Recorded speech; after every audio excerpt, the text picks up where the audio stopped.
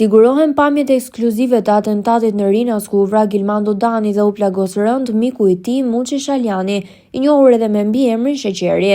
Në pamjet e siguruara shfaqet momenti ku automjeti tip Mercedes-Benz, ku udhëtonte Dani, i bën prit nga një automjet që kishte hapur krahun në anën e rrugës.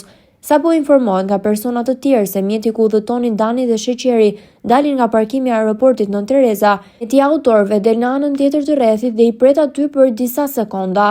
Sapo makina Benz afrohet, 3 atentorët dalin nga makina të maskuar dhe qëllojnë me breshëri Kallashnikovi. Pasi makina ku udhëtonte Dani ndalon, 2 prej autorëve futen në makinë ndërsa një tjetër shkon tek mjeti Benz për të siguruar që objektivi ka ndërruar jetë. Në video duket teksa autori i ngec arma dhe kthehet pas, dhe autori tjetër i afrohet dhe i jep pistoletën. Pasi qëllon me armë në vendin ku Gilmando Dani ishte ulur si pasagjer, niset drejt makinës Toyota. Po me armë qëllon dhe autori tjetër drejt makinës dhe të dy së bashku hipin në mjet dhe i largojnë drejt Niklës. Burime pranë grupit hetimor bëjnë me dije se edhe pak orë para atentatit, mjeti i autorëve është parë të vinte po nga zona e Niklës.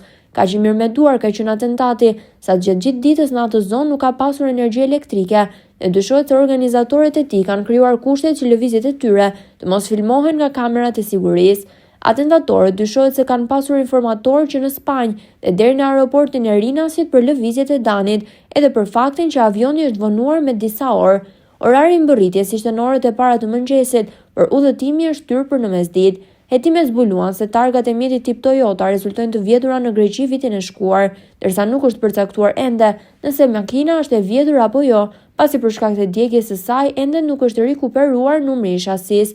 Mjeti u gjeti djegur pas disa minutash në fshatin Halil të Krujës, me 4 armët e zjarrit brenda, 3 Kalashnikov dhe 1 pistolet.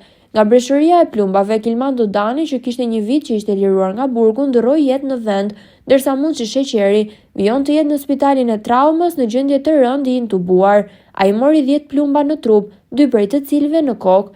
Agjencia e Mbikëqyrjes Policore ndaloi 2 punonjës policie, të cilët dyshohet se në bashkëpunim kanë përpiluar vërtetimin e besueshmërisë në rekrutimin e Muçi Shaljanit pa e pasqyruar në të dhënat të cilat përbëjnë shkak për cënimin e kushteve të sigurisë. Bëhet fjalë për nën komisarin Bruno Cara me detyrë specialist për hetimin e krimeve dhe Hashim Zajmi me detyrë ndihmës specialist i policimit në komunitetin në komisariatin nr. 3, të cilët akuzohen për falsifikim të vulave dhe stampave ose formulareve dhe shpërdorim detyre.